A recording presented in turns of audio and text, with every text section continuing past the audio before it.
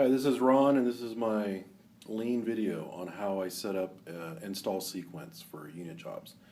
So recently we sold Kaiser Mission Bay, and one of the first things I do is get a rendering of the project so I can see how it looks finished. That's my best way of figuring out what I want to do. Then I get with a GC and get their logistics plan and their schedule to see what they're thinking about how we're going to install.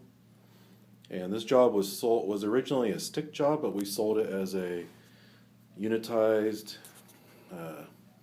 full skin wrap.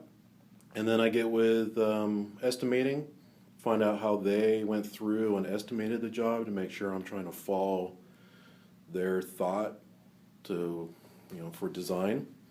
And then what I do is I look at the rendering again and try and figure out what's the most efficient. Now, whether that's for the field or for the shop. This building it kind of looks like two buildings in one.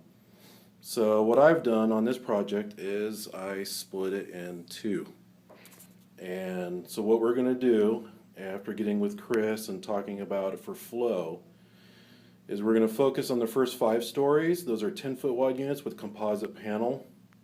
And then do that wrap, and then come back around and do the top of the building, which are all glass units and 5-footers. So what that will do for the shop is help them concentrate on one type of unit going through the shop, and then the upper units are all typical in that way, and hopefully that will create a better flow. The only thing that's not a composite panel on the ground is that unitized slope wall. So just trying to help the flow there. And then what that does for me is then I create my install sequence. I go through my elevation showing that we're going to be doing the ground areas, give some durations. The durations match our bid schedule, so I don't commit to something that we haven't already talked about. And this shows the contractor what he can expect.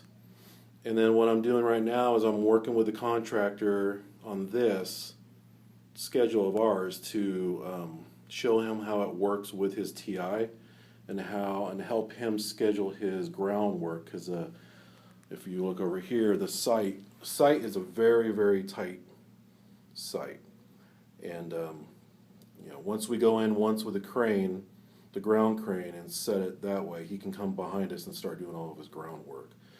So that's my lean of what I try and do when I'm setting up projects. Make sure the flow is good for the shop, good for the field, and work with the GC to make sure he understands where we're going to be and help him coordinate his schedule around us.